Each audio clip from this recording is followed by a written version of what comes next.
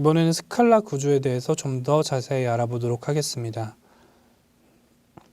트레이트에 대해서도 배우셨을 텐데 케이스 클래스는 기본적으로 클래스가 작동하는 데 있어서 조금 더 객체의 여러 가지 객체를 비교한다든지 아니면 게터 세터 메소드를 만든다든지 필드를 지정하는 데 일을 해주는데요. 유용하게 사용할 수 있고 프로그래밍을 간결하게 해주는 데 역할을 하게 됩니다. 동반 객체, 동반 클래스라고 하는데요. 동반 객체는 동반 클래스를 통해서 어떤 내부적인 보이지 않는 필드를 조작한다든지 자바에 있어서 스태틱 메소드와 비슷한 역할을 하신다고 보면 됩니다.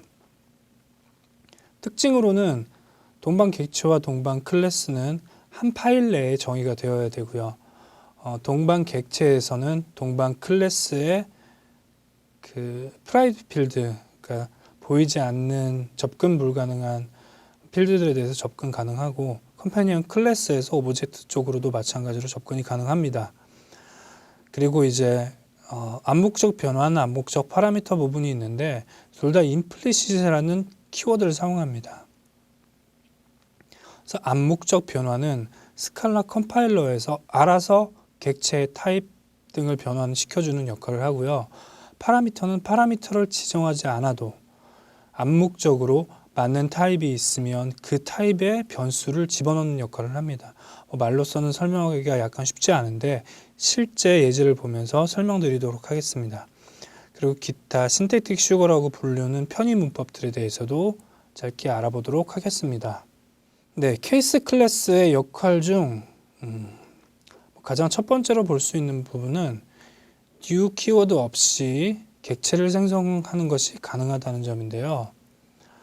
저희 리스트를 통해서 이렇게 지정해줬던 것과 마찬가지로 new에 new라는 생성자를 붙이지 않고 클래스 생성이 가능합니다. 즉 person이라는 클래스를 하나 만들어주고요. 케이스 클래스라는 키워드를 사용했습니다. 그렇게 되면 이 부분에 new가 없죠. 이렇게 바로 생성할 수 있게 됩니다.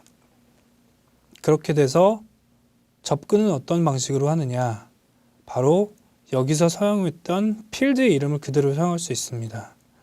마찬가지로 클래스 이름을 지정하고 이 사이에다가 value를 지정해서 접근하는 방법도 있는데 케이스 클래스를 이용하는 게 훨씬 더 깔끔한 방법이고요. 자바에서는 getter, setter 메소드에 대응한다고 보시면 됩니다. 다만 setter 메소드는 변경 불가능하죠. 여기서 value로 선언이 되어 있으므로요. 그래서 좀 더 상태에 안전하다고 볼 수 있겠죠. 그리고 다음 케이스 클래스의 특징으로는 동치성 비교가 되겠습니다. 즉 자바의 경우는 equals를 구현을 해주고 해시 코드도 필요한 경우 구현을 해줘야 person으로 만든 객체가 같다는 걸 구분을 할 수 있습니다. 예를 들어서 equals 메소드가 구현이 되어 있지 않으면 여기서는 false가 나타나겠죠. 실습을 통해서 알아보도록 하고요. toString의 경우도 일반적이라면 보통 해시코드 값이 나오죠. 케이스 클래스를 사용하면 클래스 이름 안에 필드 이름이 포함돼서 작성되게 됩니다. 마찬가지로 실습에서 좀 더 자세히 보도록 하겠습니다. 그리고 중요한 특징으로는 익스트랙터 구현이 있는데요. 익스트랙터는 패턴 매칭에서 유용하고 자주 사용됩니다. 좀 전에 간단하게 보셨을 텐데 이 매치 그리고 케이스문을 통해서 변수 값을 바로 뽑아내는 기능이 있어요. 이 부분도 마찬가지로 케이스 클래스가 아니라면 onApply라는 메소드를 구현해야 하는데 케이스 클래스에서는 onApply도 자동적으로 구현을 해주게 됩니다. 동반 객체, 동반 클래스는 앞에서도 간단하게 말씀드렸지만 오브젝트 키워드로 선언을 하고요. 그 동반 객체가 되는 조건은 클래스 이름과 같은 파일 안에 존재해야 합니다. 그리고 동반 객체는 동반 클래스의 모든 변수, 즉 외부로부터 보이지 않는 프라이빗한 변수에 접근하는 것이 가능합니다. 동반 객체, 동반 클래스는 이 아래 코드와 같은 형태로 선언이 되는데 이 클래스 퍼슨, 클래스 퍼슨, 오브젝트 퍼슨 이 부분이 동반 클래스가 될 테고요. 이 부분이 동반 객체가 되겠습니다. 그렇게 돼서 이 name과 age라는 이 변수들은 외부에서 접근이 불가능하죠. 그런데 이 person이라는 클래스에서는 내부적으로 접근이 가능합니다. 이 부분에서 보시게 되겠죠. 만약에 외부에서 person name으로 접근을 하게 되면 오류가 발생합니다. 그래서 이 부분도 실습하면서 확인을 해보도록 하겠습니다. 이번에는 암묵적 변환에서 설명을 드릴 텐데 영어로 implicit conversion, implicit parameter 두 종류가 있습니다. 똑같이 implicit 키워드를 사용하긴 하지만 약간 행동이 다르고요. 그래서 많은 혼란을 낳게 하고 여러분들이 코드를 읽을 때 implicit에 대한 이해나 implicit이 있을 수 있다는 걸 인지하지 못하면 코드가 상당히 읽기 어려워지는 경우가 존재하니까요. implicit에 대해서도 확실히 짚고 넘어가는 게 중요하겠습니다. 실제 이제 함수를 호출하는 타이밍에 함수 이름이 없는 경우 implicit으로 선언된 함수를 찾아서 해당 타입으로 변환하는 함수라고 얘기가 되어 있는데 이 부분들은 코드를 보면서 이해하는 게 훨씬 더 쉬우므로 자세히 코드를 보면서 설명드리도록 하겠습니다. int wrapper라는 클래스가 있고요. 여기 implicit define to integer wrapper라는 클래스가 있습니다. square라는 메소드는 4라는 정수값에 호출할 수 있는 메소드가 아니잖아요. 그럼 이제 스칼라 컴파일러에서 한번 스캔을 하고요. 여기가 없는 타입에서 없는 메소드를 호출하려고 하니까 오류가 원래는 발생해야 하지만 그 전에 implicit이라고 선언된 것이 있는지 한번 찾게 됩니다. 그래서 이쪽에서 implicit이 있는 걸 발견을 하고 toInt wrapper라는 걸 통해서 이 4를 파라미터로 전달하게 됩니다. 4라는 정수값이 있고요. 이 사이는 square라는 메소드가 없겠죠. 함수가 없습니다. 그래서 컴파일러에서 한번 전체적으로 체킹을 하고요. 없는 메소드를 호출을 하는데 그 오류를 발생시키기 전에 한 번 더 체킹을 합니다. 혹시 implicit으로 선언된 함수가 있는지 확인을 하고요. 이 함수의 파라미터 타입과 없는 메소드를 호출했던 값을 여기다 전달을 하게 됩니다. 이 값이 4가 전달이 되고요. new int wrapper를 통해서 int wrapper 4라는 객체를 생성하게 되죠. 여기에는 square라는 메소드가 있습니다. 그래서 스퀘어 호출이 가능하겠죠. 그래서 실질적으로 4'가 어떤 식으로 변환이 되냐면 int wrapper 4 그리고 스퀘어 이런 식으로 호출돼서 16이라는 값이 나오게 됩니다. 이건 암묵적 변환이고요. 보통 우리들이 사용하기 위해서 이런 식으로 실제 이런 부분들은 유틸리티성으로 코드의 바깥이나 다른 클래스나 다른 파일로 빼놓은 상태에서 좀 직관적으로 코드를 작성하기 위해서 사용을 합니다. 코드의 혼동을 낳기도 하기 때문에 남용은 조금 무리이지만 적절하게 사용하면 코드의 가독성을 크게 높일 수 있는 기능이고요. 마찬가지로 implicit이 붙었기 때문에 컴파일러 단에서 처리를 해주는 거고요. 암묵적 파라미터는 특정 파라미터를 생략 가능하도록 해줍니다. 즉 어떤 함수를 호출할 때 파라미터를 전달을 해야 하는데 생략하더라도 함수가 알아서 호출되도록 하는 기능을 해줍니다. 그래서 특정한 조건으로는요. 우리가 원하는 암묵적으로 적용되기 원하는 변수와 암묵적으로 사용 가능하게 하겠다는 파라미터 모두 implicit 키워드를 사용해야 하고요. 또 다른 제약으로는 파라미터가 여러 개 있을 경우에는 커리 함수 형태로 사용해야만 파라미터를 전달받을 수 있는 약간 제약사항이 있습니다. 이 부분 좀 더 알아보면요. name이라는 밸류를 선언할 때 implicit을 붙여주었습니다. 그리고 이 함수를 보게 되면 print something, 어떤 걸 출력하는 함수인데요. 네, 문자열을 전달받아서 출력하는 함수입니다. 여기도 마찬가지로 implicit이 붙었어요. 그럼 여기도 implicit이 붙었고 여기도 implicit이 붙었고 이것도 스트링 타입이고 이것도 스트링 타입이므로 컴파일러에서 메소드 인자 없이 호출했음에도 불구하고 체킹을 한번 하고요. 그 다음에 여기 implicit 스트링 타입을 받는구나. 그럼 혹시 implicit value로 스트링 타입이 선언된 값이 있는지 확인을 한번 해봅니다. 값이 있으면 자동적으로 이걸 파라미터로 전달하게 되고요. 암묵적 파라미터, implicit 파라미터 그래서 약간의 제약사항이 있는데요. 암묵적 파라미터를 변수를 선언을 우선 해놓고요. 두 개의 변수를 선언을 했죠. 여기 스트링 타입의 변수 그리고 정수 타입의 변수 두 개를 봤는데 여기 앞에 implicit을 붙여주게 되면 둘 모두 암묵적으로 변경되게 됩니다. 실질적으로 우리가 어떤 것은 지정을 하고 싶고 어떤 것을 암묵적으로 적용하고 싶을 때는 커링을 사용해서 이 뒤에만 암묵적으로 받겠다라는 식으로 작성을 해주면 됩니다. 이 부분은 실습을 통해서 알아보도록 하겠습니다. 자세히. 케이스 클래스 실습을 해볼 텐데요. 그 전에 person이라는 객체를 만들어 주겠습니다.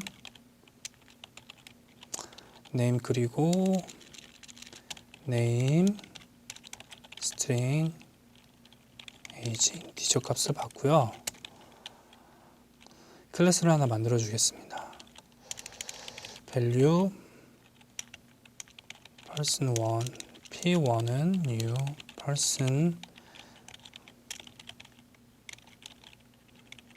이런 식으로 작성을 해주고요. p2는 new person 네, p1 name이 접근이 불가능하죠. 그리고 마찬가지로 p1과 p2의 동치성 비교를 하면 다르다고 나옵니다. 다른 거는 실제 가지고 있는 해시값이 다르기 때문에 당연히 다르게 나오겠죠. 저희가 일반적으로 원하는 행동은 이 값들이 같을 때 들어가 있는 필드의 내용들이 같을 때는 true를 리턴하는 것들이 저희가 원하는 보통 일반적인 행동이잖아요. 네. 일반적인 클래스에서는 불가능하고요. 그리고 말씀드렸다시피 변수 접근하는 거 불가능하고요. 그래서 보통 클래스 선언을 할 때 저희가 name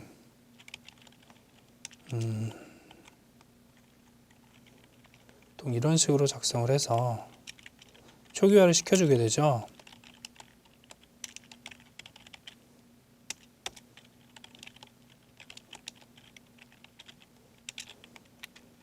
네, 그렇게 돼서 P1에 age에 접근 가능하고요.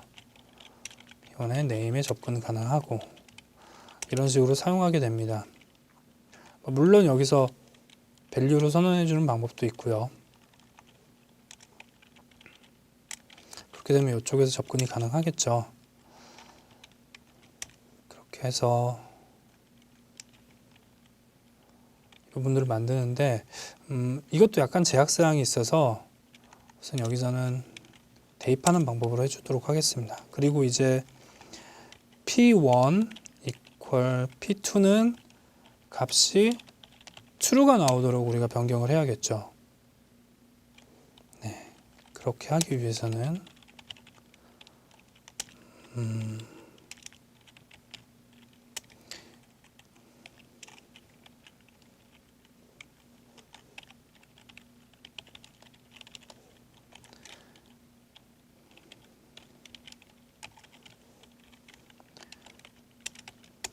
이런 식으로 오버라이드를 해주게 됩니다.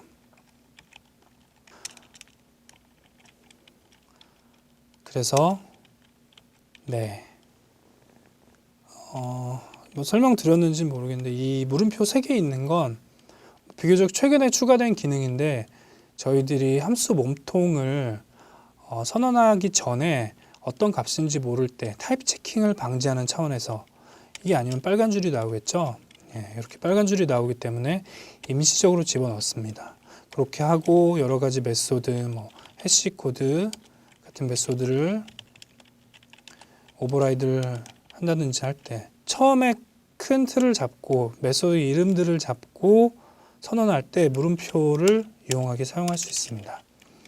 여기서 다시 실제 equals 메소드를 구현하게 되면요, this의 name과 오브젝트의 name을 비교를 하게 되겠죠. 근데 오브젝트는 타입이 any로 넘어오죠. 그래서 as instance of person 타입으로 변경을 해주고요. 여기서 name으로 호출해줍니다. name과 age가 같은 경우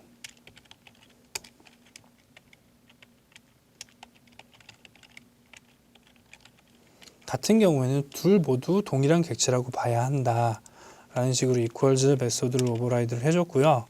그래서 결과값이 조금 전에는 false였지만 지금은 true로 변경된 걸 확인하실 수 있습니다. 그렇게 해서 케이스 클래스를 person이라는 클래스를 만들었는데 실질적으로 우리가 이 부분들에 대해서 직접적으로 클래스 안에서 구현을 해줬는데 케이스 클래스로 변경을 해보겠습니다. 케이스 클래스로 변경을 해보게 되면요, 괄호 생략이 되고요. 네, equals 메소드를 구현하지 않았음에도 비교값에 true가 나왔고요. 마찬가지로 toString도 호출을 낼 때 클래스 이름과 필드 값으로 치환이 되죠.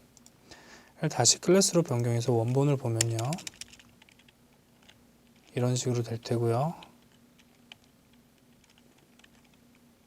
네, 그리고 마찬가지로 호출이 안 됩니다. 네임이 케이스 클래스로 변경해주면 클래스 이름이 이렇게 들어가고요. 그리고 비교에서도 정상적으로 됩니다. 그리고 마찬가지로 name이라는 필드 그리고 age라는 필드에 동일하게 접근할 수 있습니다. 실제 이것 외에도 조금 전에 말씀드렸던 unapply라는 기능 같은 것들, apply라는 기능도 마찬가지고요. 적용되게 됩니다. 그래서 여기서는 new를 사용을 했지만 new를 제거를 해줘도 똑같이 클래스를 생성해 줄 수 있습니다. 케이스 클래스의 역할은 좀 더 자세한 거는 조금 이따가 다시 보도록 하고요. 다음으로 동반 객체와 동반 클래스에 대해서 알아보도록 하겠습니다. 클래스 person이라는 클래스를 만들어 주도록 하겠습니다. name string name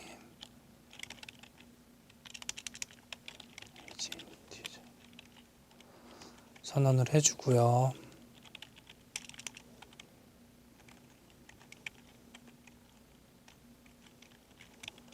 좀 전과 마찬가지의 행동을 위해서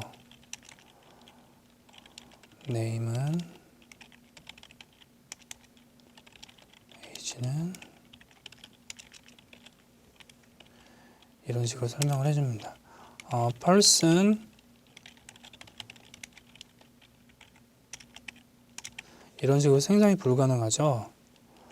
그래서 동반 객체를 통해서 이런 person이라는 new 없이 생성할 수 있도록 만드는 싱글턴 객체를 하나 만들어 줄 건데요.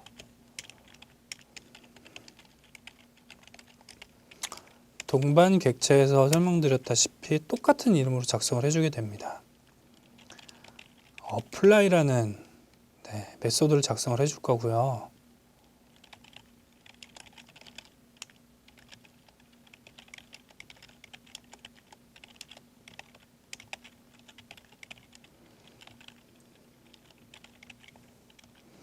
컴패니언 오브젝트의 apply 메소드를 통해서 new person이라는 객체를 바로 생성을 하게 됩니다. 그래서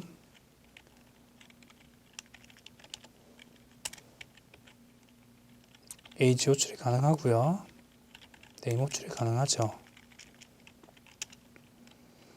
약간 여기서 의문이 드실 수도 있는데 apply 메소드를 우리가 호출하지 않았음에도 불구하고 apply 메소드가 자동적으로 적용된 걸 확인하실 수 있습니다. 원래대로 작성을 하려면 apply에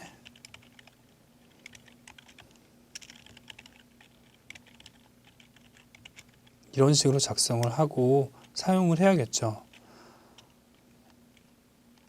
실제 편의 문법, 그러니까 컴파일러에서 알아서 해주는 부분인데요. apply 그리고 잠시 후에 보시게 될 unapply 부분은 실제 스칼라에서 자동적으로 대입해 주게 됩니다. 함수 이름을 호출하고 마찬가지로 파라미터가 들어갔으면 new로 생성이 안 됨에도 불구하고 apply 메소드를 찾습니다. 그래서 해당하는 메소드를 전달드리고요. 이런 형태로 사용 가능하게 할 때 좀 더 유용하게 사용할 수 있겠죠. 언더바 등의 거추장스러운 문구들은 좀 삭제를 해주고요. 이와 같은 형태로 작성을 해줄 수가 있습니다. 약간 클래스 정의가 깔끔해지겠죠.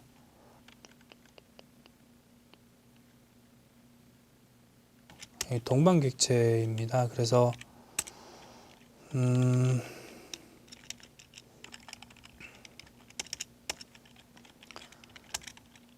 비공개 필드에 접근된다고 말씀드렸죠. 그래서 private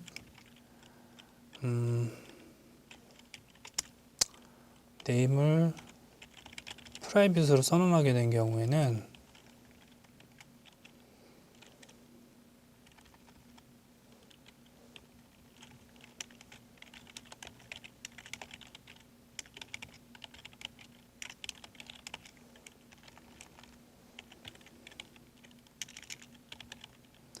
네임 접근이 불가능하게 되겠죠. 네.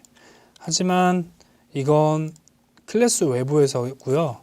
동방객체의 경우, 이 경우에 프라이빗 필드라고 할지라도 클래스 이름과 같은 동방객체 컴패니언 오브젝트의 경우에는 마찬가지로 접근이 가능합니다.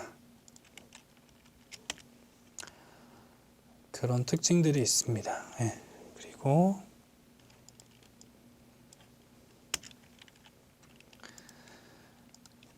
이번에는 암묵적 변환, implicit conversion에 대해서 설명드리도록 하겠습니다.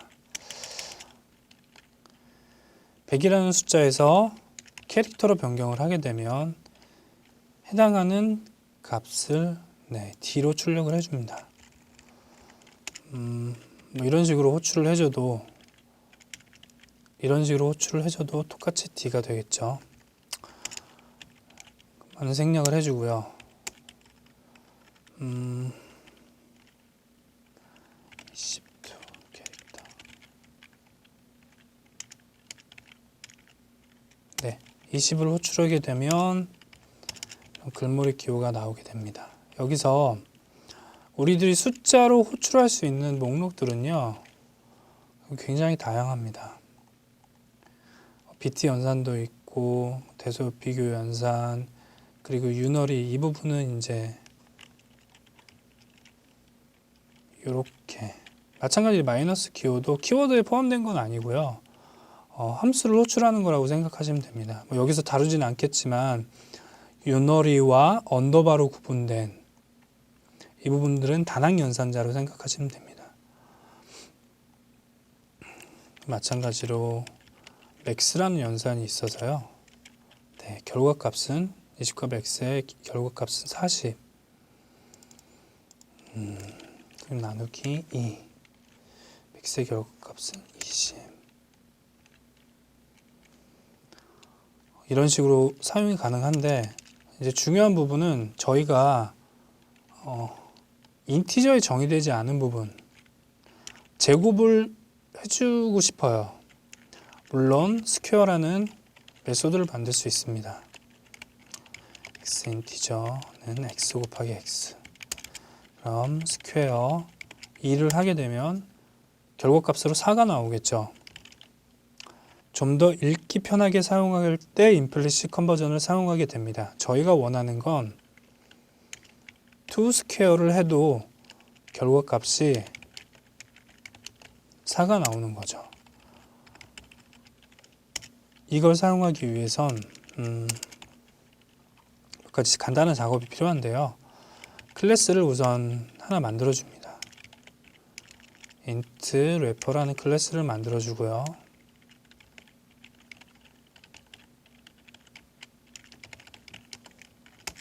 네, 여기에 우리가 원하는 square라는 메소드를 정의합니다. define도 가능하고요. 그렇게 되면 실제 square라는 값을 리턴하는 클래스를 하나 만들었고요. 아직까지도 2에서 square라는 값이 호출되지는 않죠. 그래서 implicit으로 함수를 하나 선언하게 됩니다. 이름은 그다지 중요하진 않은데요. 이름을 우선 알아보기 쉽게 정해주고요. 저희가 원하는 건 2라는 인티저 값이 square라는 메소드를 호출을 해주는 거잖아요. 그래서 square가 있는 int wrapper로 변환을 해줍니다. 그래서 int wrapper 호출이 되죠. 간단하게 설명드렸던 바와 같이 한 번 더 어떤 식으로 변환되는지 짚어보면 우선 2에서는 square라는 메소드가 없습니다. 그래서 원래대로라면 오류가 발생하겠죠. 그런데 만약 implicit으로 선언되어 있고 그 파라미터가 이 타입, 2라는 숫자 타입과 맞아 떨어진다면 이 메소드를 자동적으로 호출하게 됩니다. 만약 implicit라는 키워드를 삭제해 주게 되면 컴파일러는 자동적으로 변환하는 역할을 수행하지 않겠죠. implicit 넣어줍니다. 실질적으로 여러분들이 어떤 프레임워크에서 작업을 하거나 다른 라이브러리들을 사용할 때는 이 윗부분이 생략된 경우가 굉장히 많습니다. to 캐릭터 이 부분도 마찬가지고요.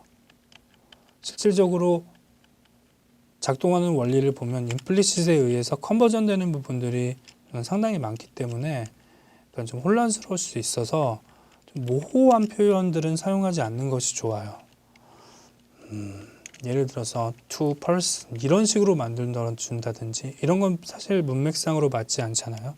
이런 표현은 좋지 않지만 충분히 유추 가능한 스퀘어 같은 메소드들은 임플리시트를 사용해서 정의를 한다고 해도 가독성을 크게 해치지 않고 유추가 가능하므로 네, 이런 부분들은 적절히 섞어서 사용하시는 것은 좋을 것 같습니다.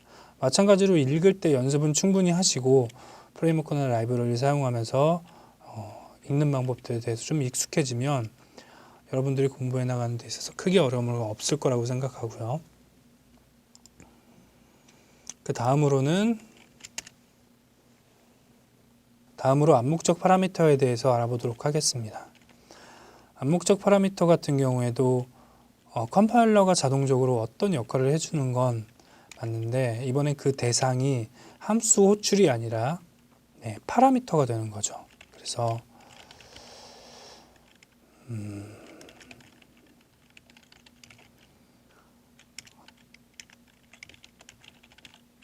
어떤 문자열들을 프린트 해주는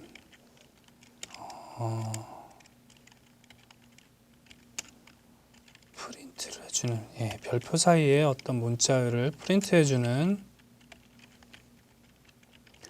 함수를 만들었다고 가정을 합시다. 그래서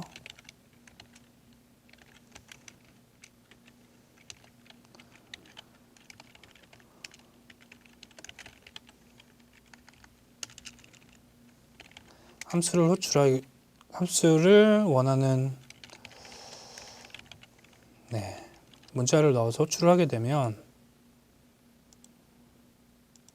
그래서 프린트 되는 걸 확인할 수 있습니다. 저희들이 원하는 건 이 부분들을 생략하는 거죠. 네. 우선 두 가지 작업이 필요한데요. 변수가 필요합니다. 문자열은 헬로 스칼라로 지정을 하고요. 이 타입과 이 타입이 맞는데 이쪽에서 자동적으로 호출되지 않죠. 그래서 implicit을 지정을 해서 이 문자열은 implicit으로 선언이 됐다라고 컴파일러에 알려줍니다. 이것만으로는 충분하지 않고요. 파라미터 부분에도 implicit을 선언하게 되면 빨간 라인이 없어지고요. 오류가 없어지고 자동적으로 수행하게 됩니다. 그럼 만약에 implicit이 두 개 있는 경우에는 어떻게 될까요?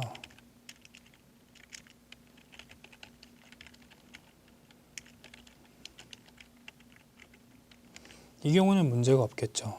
왜냐하면 23의 타입은 인티저이죠. 그리고 스트링의 타입은 스트링입니다. 문자열의 타입은 스트링이 되겠죠. 그렇기 때문에 implicit에서 맞는 밸류 값을 찾아서 알아서 넣어주는 역할을 하게 됩니다. 그럼 만약에 2라는 변수가 있고 이것마저도 스트링이라면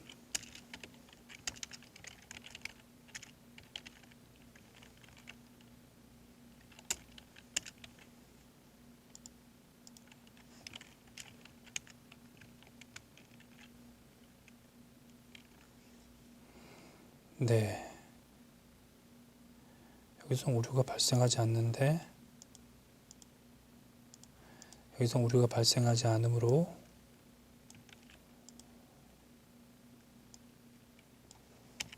클래스에 넣어서